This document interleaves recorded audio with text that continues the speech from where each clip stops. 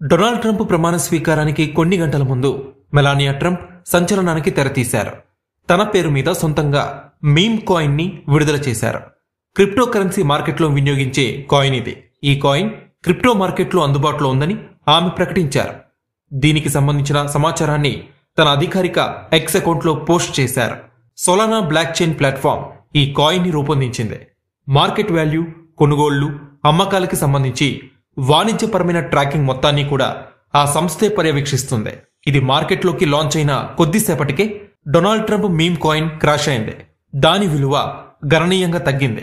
Crypto currency మార్కెట్లో meme coin చలామణిలో ఉంటుందనే విషయం తెలిసిందే. తమ సొంత పేర్ల మీద ఇతర క్యారెక్టర్స్, ఆర్ట్ వర్క్, పెంపుడు జంతువులు, వన్యప్రాణుల మీద మీమ్ కాయిన్ ని క్రిప్టో మార్కెట్లో లాంచ్ చేయవచ్చు. ఇదివరకే డొనాల్డ్ ట్రంప్ కాయిన్ కూడా క్రిప్టో మార్కెట్లో అందుబాటులో ఉంది.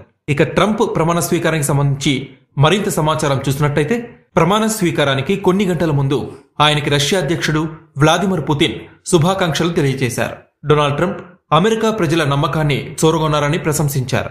ఆయనతో ముఖాముఖి భేటీ కావడానికి, చర్చల్ని కొనసాగించడానికి తాను సిద్ధంగా ఉన్నట్టు తేల్చి చెప్పారు. ఈ ఎన్నికల్లో డొనాల్డ్ ట్రంప్ అనుసరించిన వ్యూహాలు అత్యంత సాహసోపేతమైనవని, ఫలితంగా స్ఫూర్తిదాయక విజయాన్ని సాధించారని వ్లాదిమిర్ పుతిన్ కితాబిచ్చారు. ఓ నిజమైన హీరోలా పోరాడారని వ్యాఖ్యానించారు.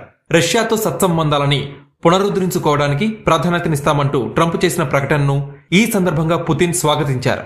రష్యా, ఉక్రెయిన్ మధ్య సుదీర్ఘ కాలంగా యుద్ధం కొనసాగుతున్న నేపథ్యంలో పుతిన్ ఈ ప్రకటన చేయడం ప్రాధాన్యతని సంతరించుకుంది. ఈ యుద్ధంలో ఉక్రెయిన్ కి అండగా నిలిచారు జో బైడెన్.